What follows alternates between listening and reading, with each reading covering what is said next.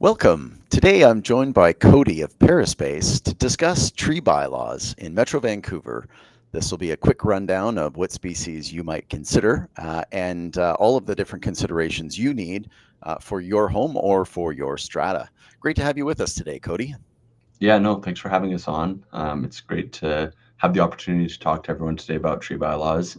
They're definitely a big topic in our industry because they can be quite confusing. So I'm hoping to be able to shed some light on that today, and yeah, looking forward to it.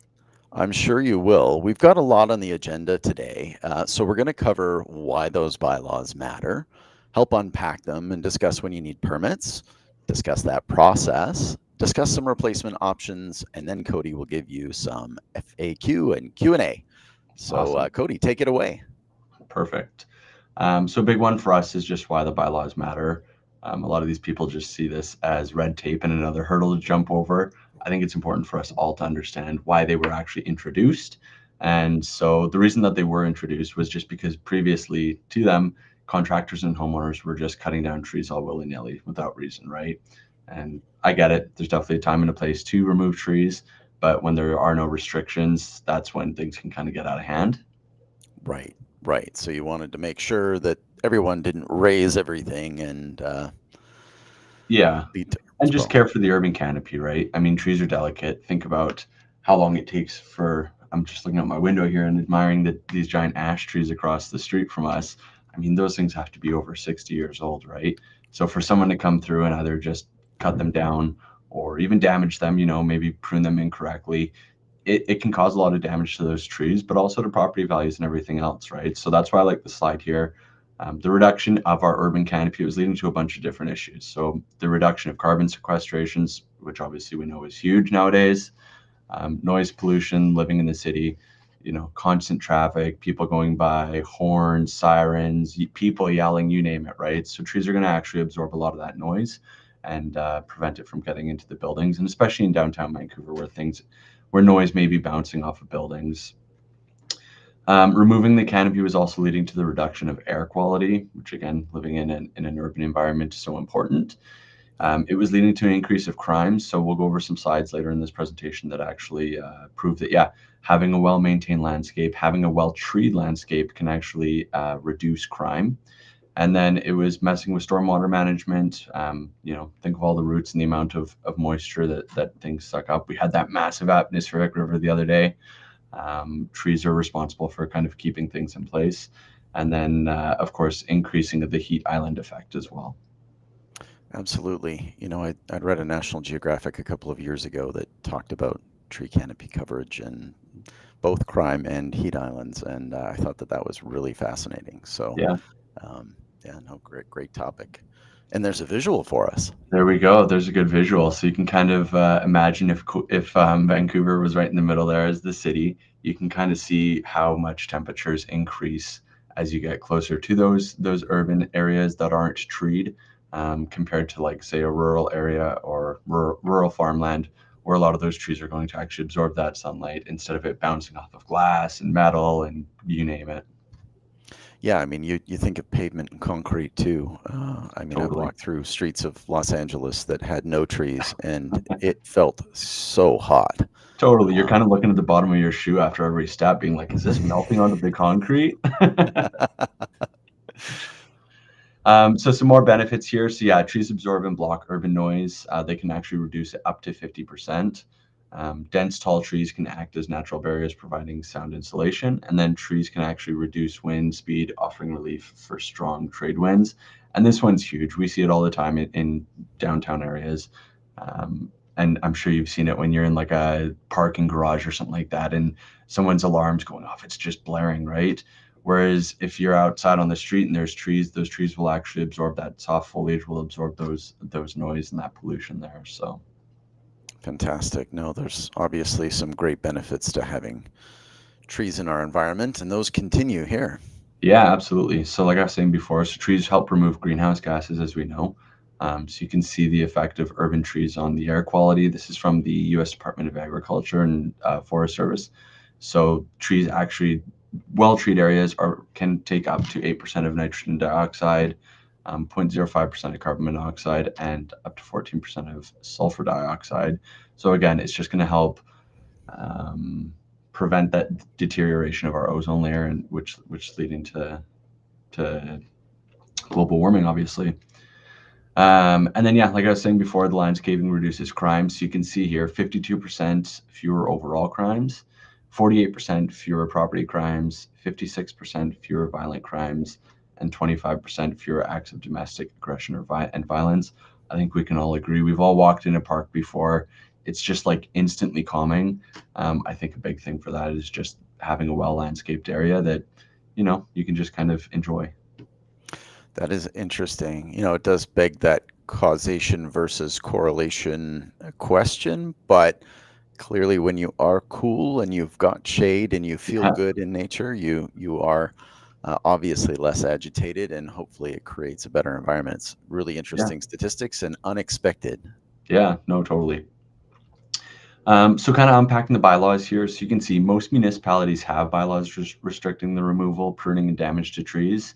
The issue with this is they're not consistent. So one did follow suit with another in putting a bylaw in place.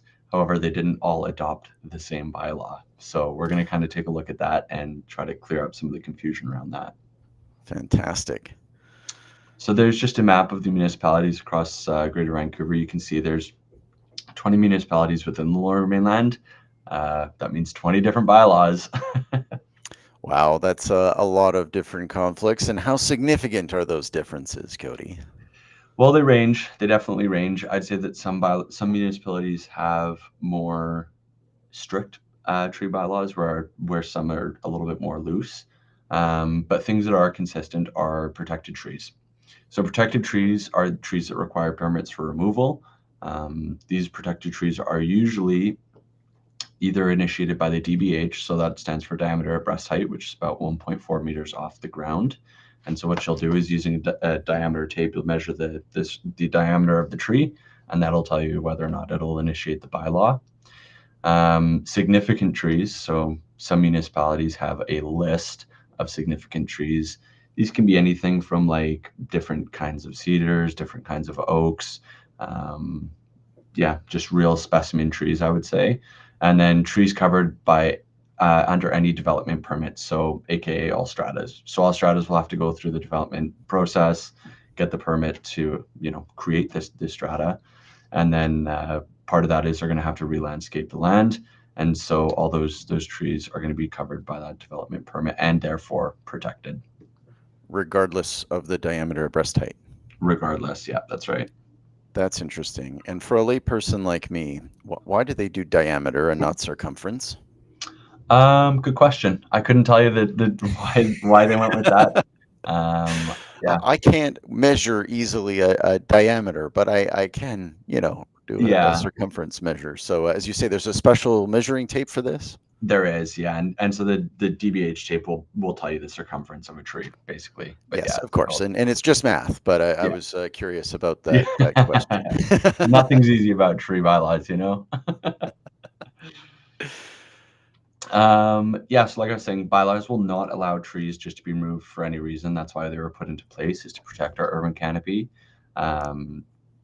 Reasons to remove a tree may include if it's dead or diseased.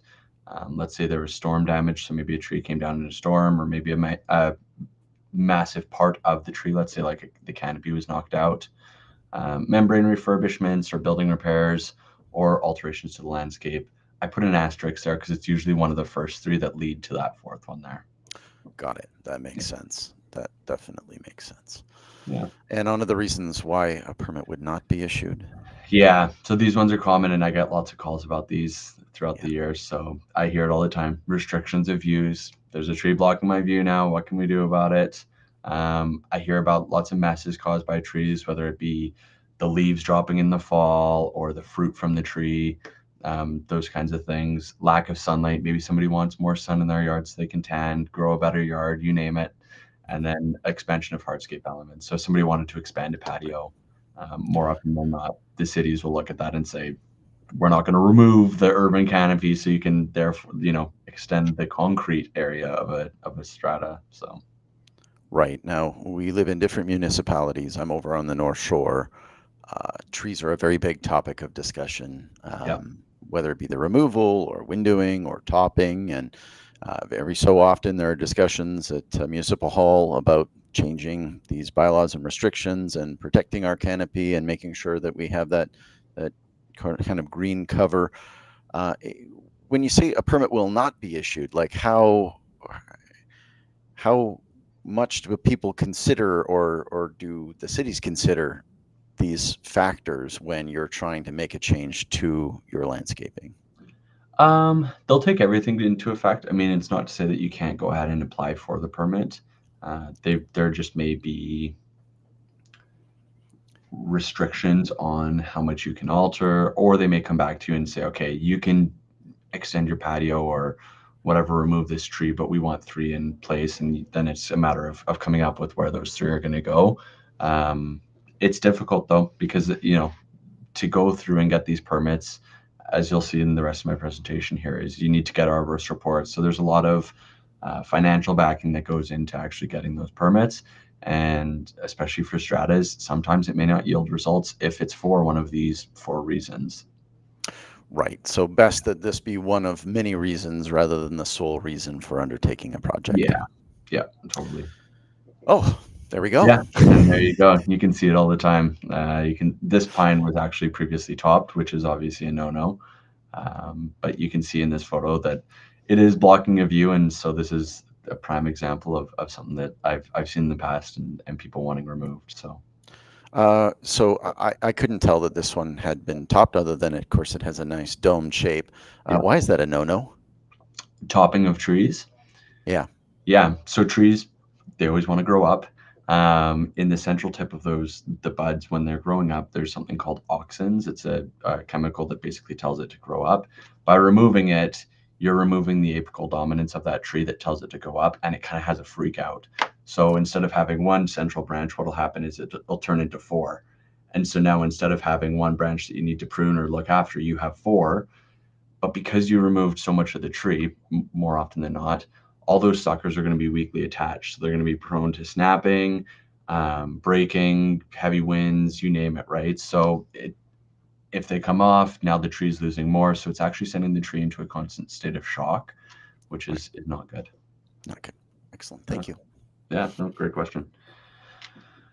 So here are some of the requirements for tree bylaws, or for tree permits. And again, this is going to change from municipality to municipality. I like to list them all because a lot of them do overlap.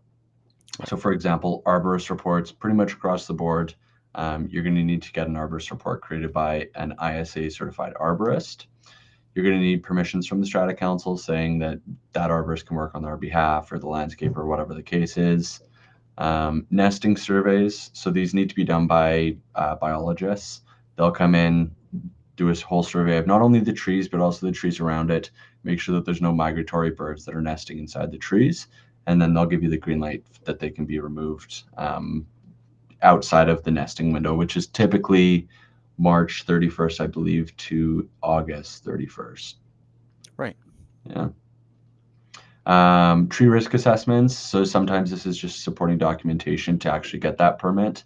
And so there's a specific ISA, which is the International Society of Arboriculture. And so there's a specific designation that arborists can get to be able to assess trees, to say, okay, if this tree were to fall, what would be the damage? What would be the outcome? What's the likelihood? That sort of thing. Right. A landscape plan amendments. This is really big in Vancouver. So the Vancouver City Hall, they'll want to know what kind of trees are going back in, where they're going. So now you got to get involved with usually a landscape designer to amend the plans. They'll always want a tree replacement plan. Okay, if you're removing one tree, how many trees are going back in? Where are they going? And then sometimes an inventory of all the trees on site, just to take note of the health of the overall trees. If you're removing, 10 trees, what are the possible outcomes if you were to, cause issue for the other trees on site? Because at the end of the day, it is a big ecosystem, right? On all of our stratas that we work on, it's not just one tree by itself. That tree is providing shade for understory plants, and those understory plants are so it's all a big ecosystem that we're working within. That makes sense. Yeah. So I did up a little chart here. Like I was saying before, that there's a lot to different tree permits and different bylaws. And so I kind of chose the 4 municipalities that I work in the most. So you can see here Vancouver, Coquitlam, Port Moody, and New Westminster. Across the top, there are different requirements for each tree permit. So if you were to remove trees, I like to include this whenever I do these kinds of talks, because it just kind of shows the difference in the bylaws from city to city. And so you can kind of see, for the most part, all of them do need arborist reports. Coquitlam is the one exception. If you're removing 2 or more trees, that's when you need an arborist report. Anything below that, you do not. You can see the different permit fees across the top. So Vancouver is about $108, and then every additional tree is around $300.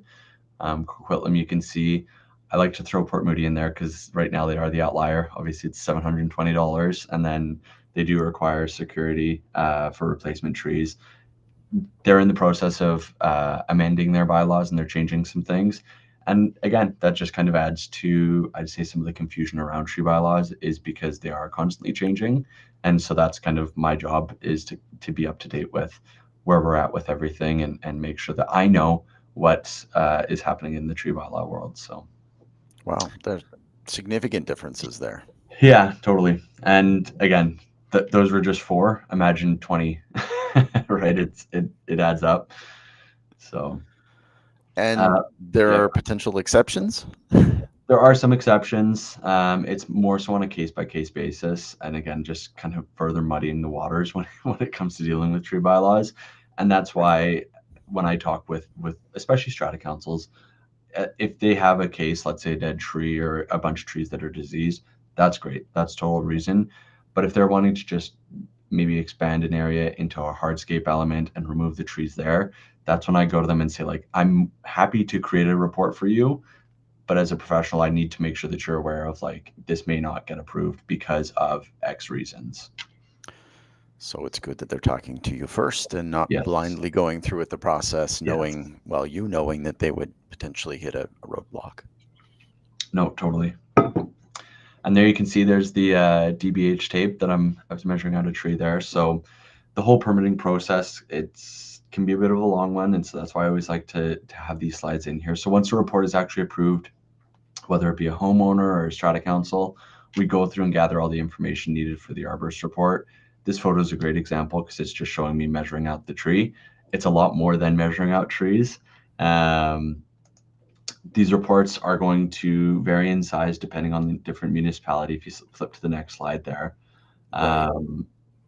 they're going to vary in size and complexity. Some municipalities want more detail. Others just want to know what you're removing and why. But they're always going to include info on the tree, a replacement plan if needed, and then, like I said, the reason for removal. Right. And what is this? This is a sample of an arborist report. This is one that I did for the city of Vancouver. This report itself was actually, I think it was 15 or 16 pages long. I just kind of included some of the pertinent info, so you can kind of see a breakdown of who the report was prepared for, who prepared it, and then you can see I was removing 6 different trees here. So with those, it breaks down a reason of the diameter, the height, the action to be taken, and then it also includes the condition of the tree. Now, the condition of the tree is important, right? Because you can kind of see here, 3 of these 6 were failed, and 4 were failed, and 2 were in steady decline. The arborist at the city is going to want to know this just so they can be prepared for when they go and do the actual inspection of this area. Interesting. Yeah. And so here you can see a breakdown, the assignment just listing kind of what was going on, why I was preparing the report, and then a bit about the discussion of what led to these trees failure. In this case, it was actually a heat dome. As we know, the Metro Vancouver has watering bylaws in effect from, I think, May until October. And so because these trees were located on a lawn, they could only be watered once a week. Well, you partner that with a heat dome, once a week watering, these trees failed. And so we had to go through and actually remove them, which, again, back to what I was saying at the beginning of my presentation here, trees take a long time to grow, right? These trees in the photo, they were 40, 50 feet high. These things were probably I'm going to say anywhere from 30 to 40 years old. And you think about the benefits of those trees, right? All those great reasons that I listed before. That was a real, real issue, I'd say, to lose those 6 trees. So That's a blow. It looks like they're also in relatively shallow soil. yeah, and that's also what led to their decline. Was you pair the heat dome, as well as like the trees weren't actually able to establish like a proper network of roots, deep roots, to be able to survive these sorts of drought.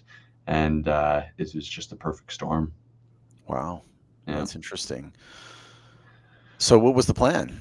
Well, there's the replacement plan there. So you can kind of see I broke down how we were going to go about removing them, why they needed to be removed, but also how we were going to replace them. So before, like I mentioned, this area was completely lawned. So with the lawn, we could only water there once per week. I went back to the city and I said, we're going to do away with the lawn. We're going to put in bedding plants. We're going to put in trees. We're going to go with high efficiency drip irrigation systems. They came back to us and they said, go ahead.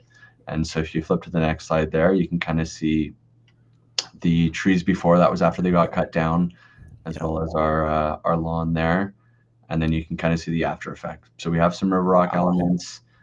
This was taken, I want to say, a year ago, 2 years ago. So, I mean, even in that short period of time, these trees have almost doubled in size, just because they're getting adequate water now. Yeah, there's not dogs peeing on them all the time anymore. So I was going to say, you actually solved a number of different issues with this as well by removing the lawn, which, as we all know in Vancouver, when you don't water it for these hot summer months, just all dies anyway. So yeah, having some year-round appropriate landscaping is great, and having some better environment for trees that can thrive looks good. That's a really nice before and after. yeah. Thanks. And this was right outside the front entry of their property. So again, just for property values, the benefits of those trees and having a well landscaped area in general, it's great it's a win-win for everyone. For sure. On to So the fun part. Yeah, the permitting process. So once we've actually gone through and gotten the permit created, gotten all the information that we need, compiled the report, we'll go to City Hall. Some municipalities will allow for these for these permits to be applied online. Others want them to be done in person. Right. The permitting process itself, the city will actually, once receiving the arborist report, they'll send one of their city arborists out to confirm the accuracy of the report, make sure that there's no missing details, that sort of thing. And again, someone's checking your work. Yeah, more or less. Yeah. But it just goes to show like the importance of the accuracy in these reports. For sure.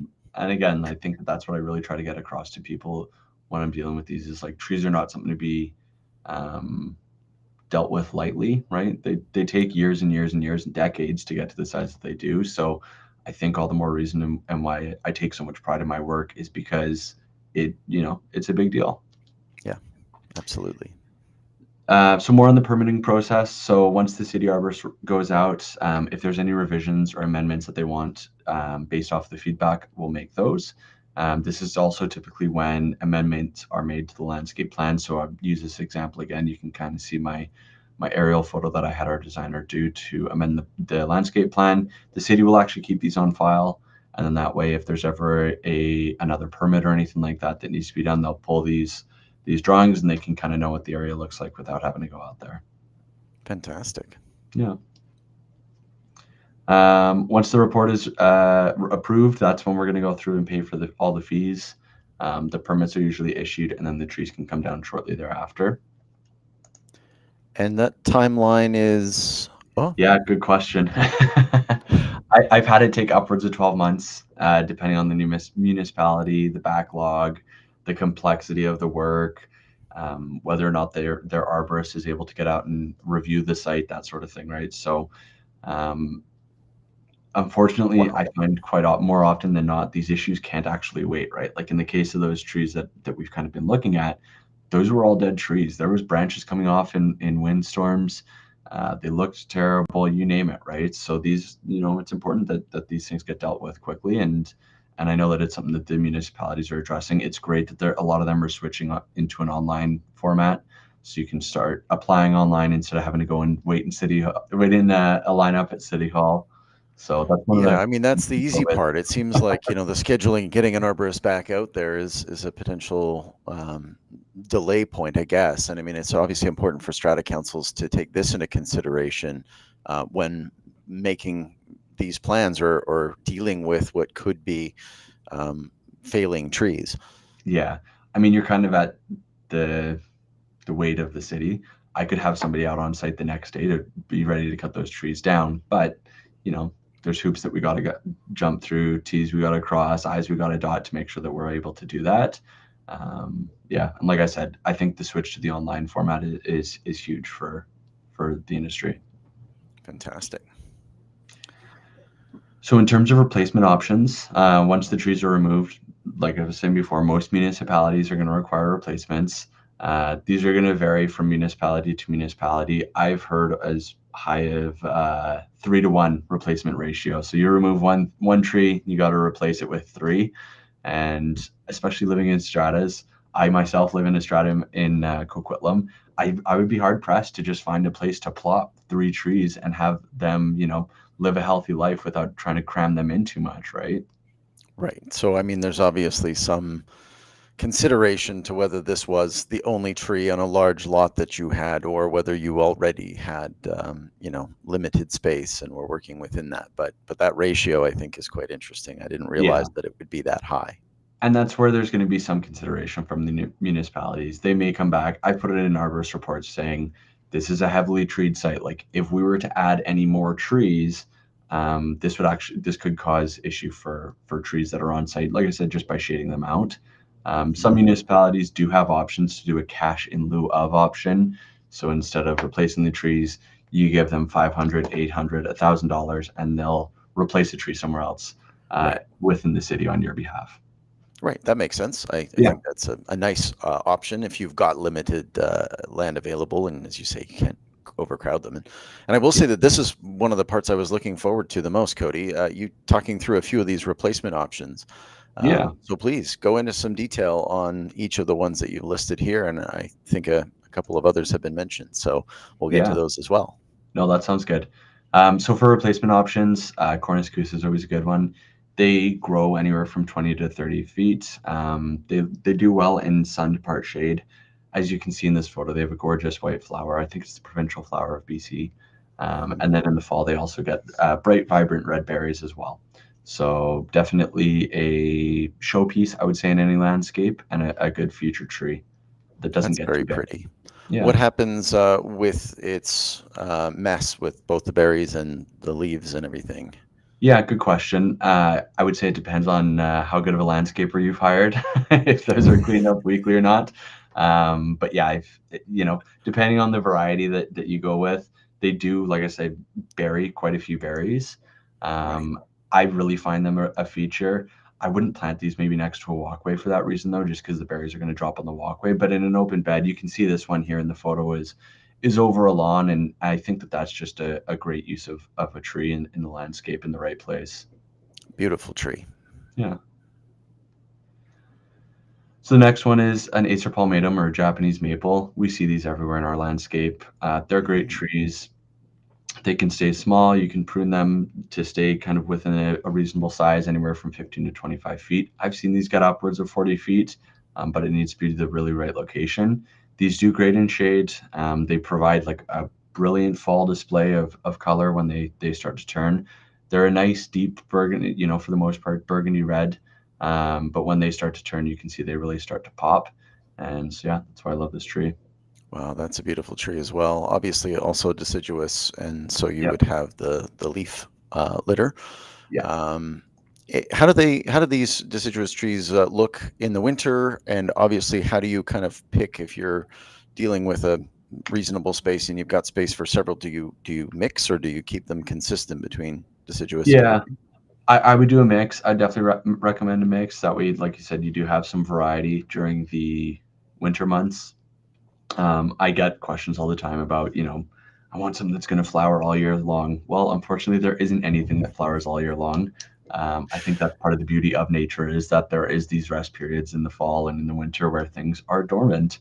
And so I don't think that they ever look too out of place. I love the shape of these trees. I had one in the front lawn, like in my front yard growing up, and I always liked looking out when it would snow and the branches would just collect the snow, and they look brilliant. Just amazing. Beautiful. Thank you.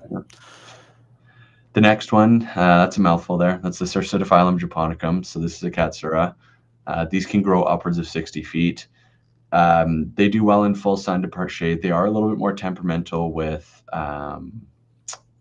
extended periods of heat, so they will start to drop their leaves if they get they're not very drought resistant, I guess what I'm trying to say. But in the fall, just a brilliant fragrant fall foliage. Those leaves will start to fall off. It smells like almost like caramelized sugar.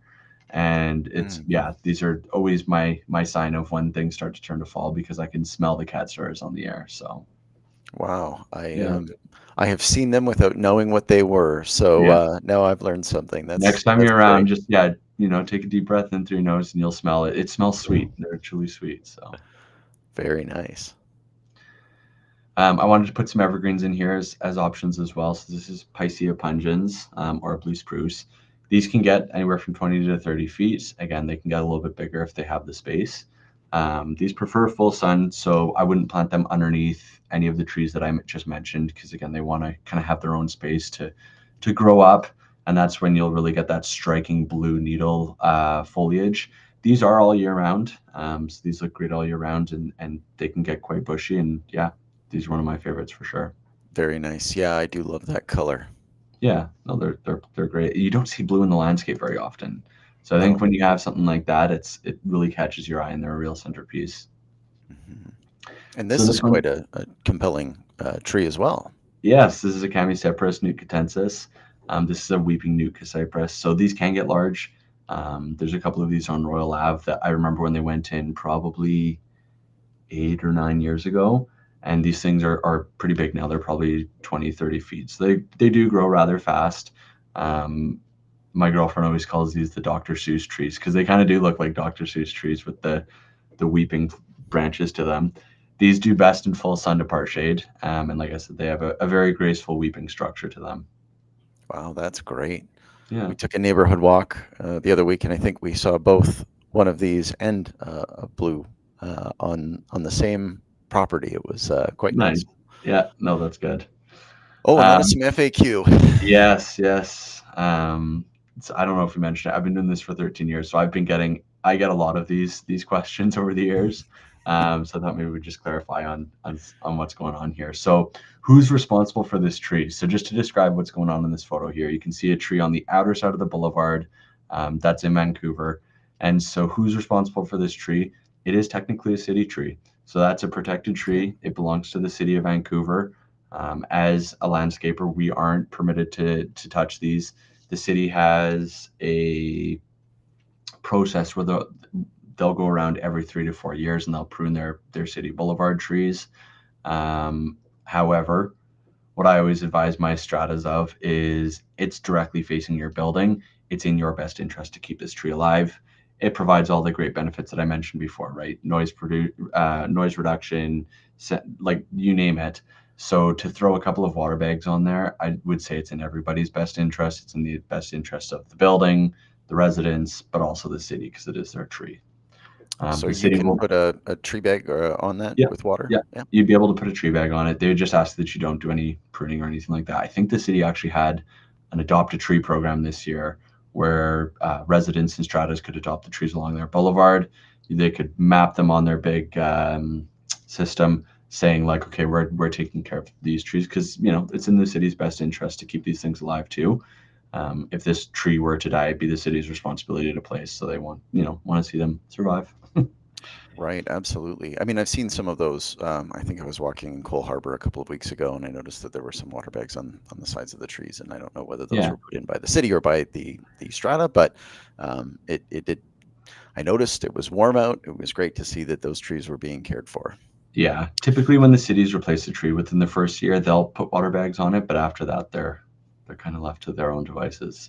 So you've answered the question of who's responsible for this tree, but if you're in and you're serving a strata and they have a tree like this, and you're noticing things about it that obviously is between the city's viewings, what can be done about that? If whether it be a growing into the power lines, or there be other issues related to the tree's health, what do you do? Yeah, totally. So the city of Vancouver in particular, they do have an app that you can go on and report these kinds of things. I think it's called the 311 or 411 app. Wow, cool. It's There's one an of the app two. for that. Yeah, there's literally an app for that. What I always say to my strata councils is the squeaky wheel gets greased. So the more people that can report these trees, whether it be a clearance issue or getting into utilities, and they're also, I'm sure the city has a hierarchy of what problems they need to deal with first. Of And course. so the more reports that they get on these types of things, the faster they are to respond to them. But they're usually quite good about getting out to deal with these things. I think this is a scenario that we've all heard of, the trees that fall by themselves. Yes, yeah. The magical tree that just fell over. So yeah, if a tree were to fall by itself, and the city were to come out, take a look at it, they can issue fines. So there's fines that are upwards of $15,000 for trees that are illegally removed without permits. So this is one that I advise my clients to stay away from, to just have the tree magically fall over. Yeah. They make the news sometimes. They totally do. These tree removals. So not the right approach. Nope, not at all. Okay, and here's for the drum roll. What does the strata need to budget to remove a tree? Yeah, it's going to vary from municipality to municipality. So anytime a strata will reach out to me, I'll look at I have a chart, my little cheat sheet with how much the permits cost, and I generally know how much time I need to spend per tree depending on the complexity. So it's going to vary. I don't have a solid silver bullet answer for this. It can range anywhere from $1,500, I'd say on the low end, to upwards of $8,000, depending on how many trees and the size of the project. Okay, that's not as eye-watering as I was fearing. Obviously, there are special circumstances that may cause that to vary, and rarely is the Totally. scope just one, right? Sometimes Yeah. you've got, as you had in that other scenario that you kindly demonstrated, Yeah. a whole area. But good to have that ballpark. Yeah. Okay, and last FAQ. Will the city approve the removal of that tree? So maybe you Yeah. could describe this tree for us first. Yeah. Where is it and what is it? This is a healthy looking red maple. Developers love to use red maples because they can put them in and they instantly look like they have more of a mature tree. So this red maple is probably, I would say, anywhere from planting, probably 5 years old, 4 to 5 years old, and you can see it's a nice canopy. What I will describe about this photo is there's nothing wrong with this tree. It's not lifting sidewalks. The only thing that's wrong with it is it's probably preventing light from getting into those windows behind, and possibly causing some leaf drop. Well, definitely causing some leaf drop during the fall months. So will the city approve this tree for removal as it stands right now? No, there's nothing wrong with this tree. It's not creating tripping hazards. It's not creating issues or anything like that. It's not dead. It's not diseased. There's nothing wrong with this tree. The city will not approve it. Right. I Now, can't tell how many feet that tree is from the property, but let's just say it's in that realm of 10 or 12 feet. Yep. How close is too close? It's also going to depend with the municipality, but anywhere Right. from like 3 to 6 feet is what they're saying is too close. There's different fire bylaws that regulate and restrict how close plant material can be to houses. But yeah, in this case, it would be far enough away. It may require a little bit of pruning to keep it off of the side, but yeah, this tree's planted far enough away. Right. Very good. Yeah. Yeah. Well, with that, we'll take a few audience questions, and I've got a few notes as well. First, a question for you. What's the one thing that strata councils tend to overlook when they start this process? Oh, good question. I would say probably the time that it takes for these permits to go through. So it's not an overnight thing that, you can have an arborist out and have an answer from the city the next day. Like I said, I've had arborist reports with the city for upwards of 12 months. Yeah, that would be probably the one that I'd say is the Being one. aware. Yeah. Had a couple of questions come in. One was about bushes that when you prune them, they get very thin in Yeah. behind, and you can't kind of replace that green growth. Yeah. What would you warn stratas against as a result of that type of behavior? I think it just boils down to hiring a professional. There's a lot of different pruning techniques that you can use to rejuvenate plant material. And so I would just say it all starts with like hiring a good landscaper that knows what's going on. Um, yeah, to prevent those sorts of mishaps from happening. Excellent. You described the Japanese maple that looked so nice. How about the cherry blossom trees that we have so many of them around the city? What do Cherry, you think about those for a strata? yeah, cherries are good. What I always recommend though, they do have very knobby roots. They're very quick to cause deterioration to hardscapes and that sort of thing. So making sure that they're planted well within a lawn, maybe a less frequented area in terms of like walking past and that sort of thing, because they can really cause damage to hardscapes. The other thing that I'll say about cherry trees is they're very prone to different kinds of diseases, whether it be winter moss, you name it. They kind of have a lot of pest issues, and so it's all good because cherries are beautiful, and I love seeing them in every spring come out. So we have a full program where we can go through and treat cherries, but you know, as a regular upkeep, it is definitely something that needs to be budgeted for. Right, good to know. Yeah, well, there are so many of them around town. Yeah. That's fantastic. And Cody, was there anything else that we really wanted to share with the audience today as they're considering the trees for their future? We've got a nice little scannable code, and you can see Paraspace's website there so that they can ask any questions and get in touch with you, Jeff, and the team. But is there anything else that you'd like to leave as a takeaway for them? I would just say, like I was saying before about trees, they're some of them are upwards of 100 years old, right? So although they can't walk and talk, they're still very valued to our society, and so it's important for us to just care for them as best we can. And I think that that's why these bylaws are good, but also the importance of hiring a good landscaper, good arborist. Someone you mentioned the thing about pruning.